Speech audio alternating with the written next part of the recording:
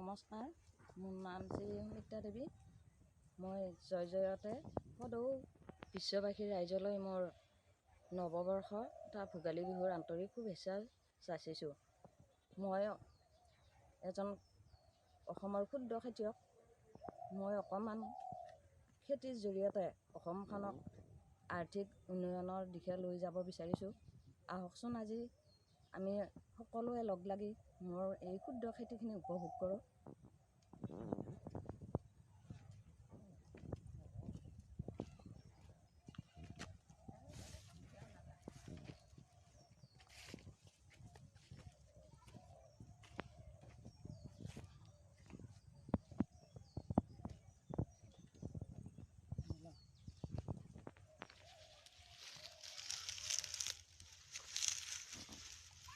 এইটো চাওক, অকল ছাই আৰু গোবৰৰ সাৰেৰে মই এই খেতিবিলাক লগাইছোঁ। কোনো কেমিকেল ব্যৱহাৰ কৰা নাই।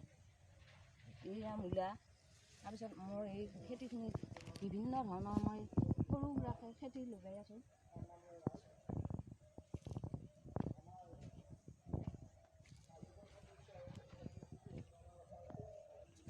এয়া ফুলকবি।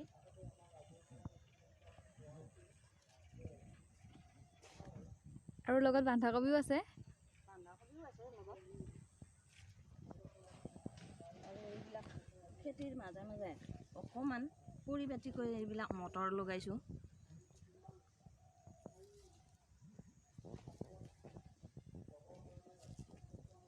এয়া জলকীয়া। এইবিলাক বিভিন্ন ধৰণৰ বেঙেনা, থোপা থুপিকৈ মানে লগা এবিধ বেঙেনা। এইবিলাক মাকৈ এইবিলাক মই নমলীয়াকৈ আকৌ মূলা লগাইছোঁ।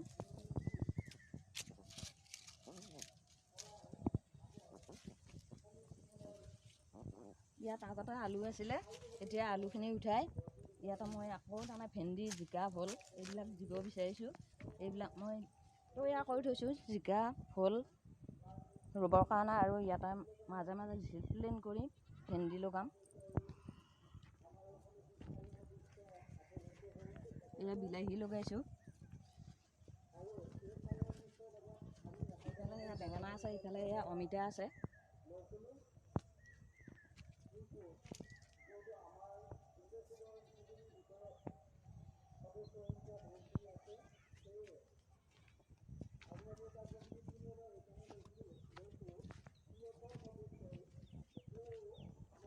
এয়া আপোনালোকৰ খাচী আলু। এয়া তিতা কেৰেলা।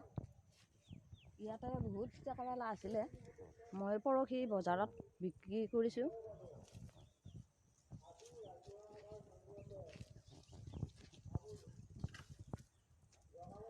এয়া বেঙেনা। এই বেঙেনাটো 12 মাহে লাগি থাকে। এই বেঙেনাটোত অকল গোবৰ দিছোঁ আৰু সময়ে সময়ে পানী দি থাকোঁ। এই বেঙেনাটো 12 মাহে, কোনো দিনে তাৰমানে বেঙেনা নাইকিয়া হৈ নাযায়। এইটোক আমি থলুৱা ভাষাত সৰুৱা বেঙেনা বুলি কওঁ, কুচিয়া সৰুৱা বেঙেনা।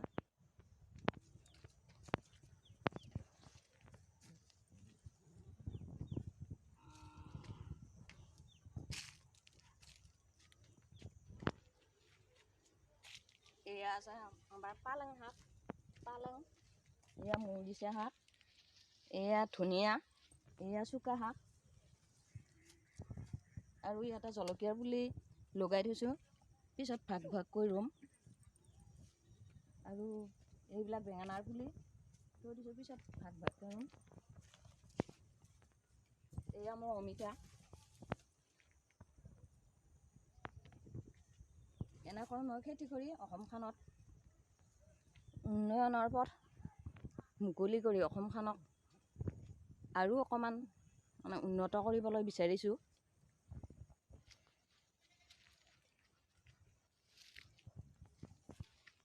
আৰু এবিধ মূলা আছিলে,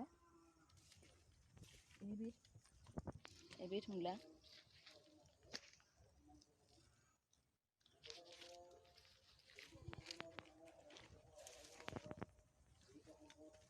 নমস্কাৰ, আপোনালোকে মোৰ মানে কৃষকৰ ভিডিঅ'টো চাই কেনে পায় মোক জনাব। আৰু মই অকল কৃষকে নহয়, মই অংগনবাড়ীত হেল্পাৰো কৰোঁ, গীত মাতো কৰোঁ। মোৰ এটা ইউটিউব চেনেল আছে, এইটোত মই নিজে বনোৱা, নিজে গান ৰচনা কৰি গোৱা আইন নাম, ভক্তিমূলক গীত, লোকগীত, নানান ধৰণৰ বাৰে বৰণীয়া গীতবোৰ আছে। চেনেলটোৰ নাম মৃন্ময়ী ডেকা। আপোনালোকে চাবচোন। মই এই বৃদ্ধ অৱস্থাটো মোৰ উঠি অহা নতুন প্ৰজন্মবিলাকৰ আদৰ্শ উপদেশ আৰ্হিওৱাকৈ মই এই বয়সতো আকৌ সংগীত জগতখনলৈ নামি আহিছোঁ। মই নৱম শ্ৰেণীতে আচলতে মই সংগীত প্ৰিয় আছিলোঁ। নৱম শ্ৰেণীত বিবাহ হোৱাৰ কাৰণে মই মাজতে সংসাৰৰ নানানটা মানে আৰ্থিক সমস্যা বা বিভিন্ন ধৰণৰ সমস্যাৰ কাৰণে একো কৰিব পৰা নাছিলোঁ।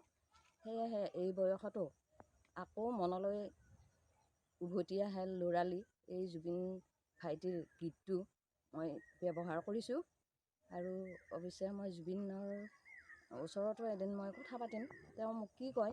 মই যে এই বৃদ্ধ অৱস্থাত এই গীতবিলাক কৰিছোঁ। এদিন মই নিউজ লাইভৰ হেডলাইনত পাইছিলোঁ, জুবিন গানৰ ভগৱান। এই সুযোগতে মই জুবিনলৈ মোৰ আন্তৰিক শুভেচ্ছা জনাইছোঁ। মই ভাইটি বুলিয়ে সম্বোধন কৰিছোঁ। আৰু জুবিনৰ লগতে আমাৰ কনিষ্ঠ ল'ৰা প্ৰাঞ্জল পৰাণো থাকে। প্ৰাঞ্জল পৰাণক এদিনাখন জুবিনে ভাইটি বুলি এটা সম্বোধন কৰা মই ভিডিঅ' পাইছিলোঁ। সেয়ে মই বহুত মানে শান্তি পাইছোঁ। গতিকে প্ৰাঞ্জল পৰাণ যাতে নিকা স্বভাৱৰ ল'ৰা এটা হয় আৰু যাতে আগবাঢ়ি যাব পাৰে, জুবিন ভাইটিয়েও যেন অকণমান মনোযোগ দিয়ে, আমি বহুত শান্তি পাম।